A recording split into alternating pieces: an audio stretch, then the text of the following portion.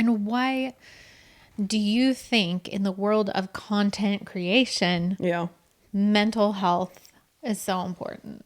I think it's so important because I think the way that as content creators, we measure our value is by views and what people are saying about us. Mm-hmm. And so if you don't have if you're not whole and you're not healed in like who you are and what you feel called to be, all that outside noise is going to constantly be pushing at you.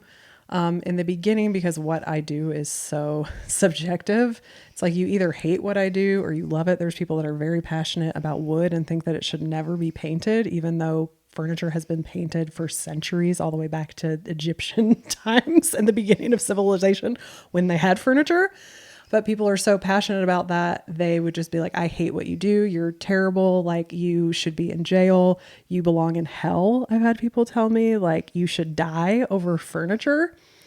Wow. And it's really easy to be like, oh, well, those people are crazy, so just brush it off. But I don't know a person who can hear something negative about themselves and what they're doing and not have a reaction to it. I think you're always going to have a reaction to it, but it's like that's where the mental health comes in to point. Like, if you have a base and a moral compass and you know who you are and you know what your identity is rooted in, then you can, okay, I hear that, I receive it, but now I'm just going to like move on. Mm-hmm. I don't think it's good to just be like, well, I'll just bat it all off and never absorb what is actually said to you, because then I think you're not actually moving through the problem.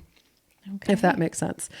And there's another point, but I lost it. So ask me more questions.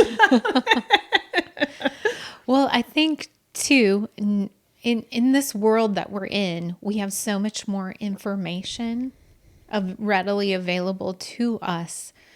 I think, in our parents' day and age, they weren't bombarded with so much information all of the time, with so much feedback about themselves and who they are on a constant basis.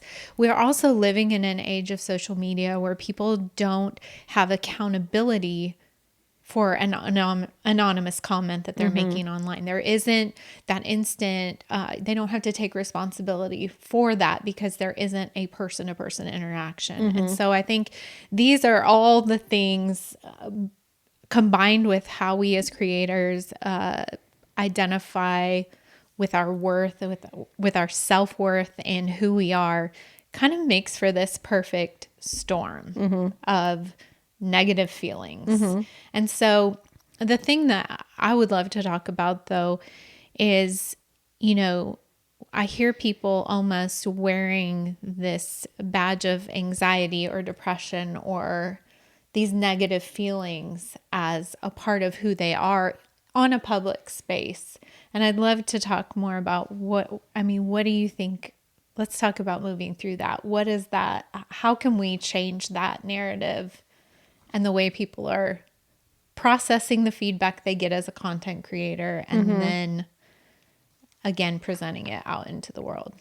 Well, I guess I understand. I think it's really brave for people who say like, I struggle with anxiety or I struggle with depression. I'm somebody that struggled with depression a lot, like in college, and the pressure of performing and upholding a scholarship.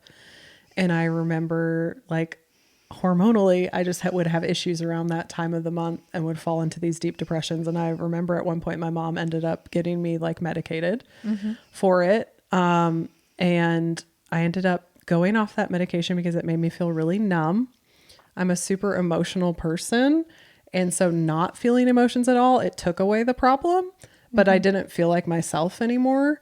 Yeah. And if I would have had a platform to share that story back in that day, I probably would. And I think it's great that people can get on their platform and say, hey, I'm really struggling with this, because it takes away the stigma of it. And you can relate to other people. People can be like, I struggle with anxiety too. This is what I struggle with. And the thing that I guess like what you're saying that I want to speak to, but I want to be really, really sensitive to, because I know everybody's journey is different, is that I think that when you have that pressure, when you have that pushing, when you have that anxiety, that you can push into it and work towards a place of healing. And it doesn't have to be your identity. I understand that that's the way you process the world, and that you have a name for it and you can call it out and be like, this is the way that I am. And when you want to work on it, great.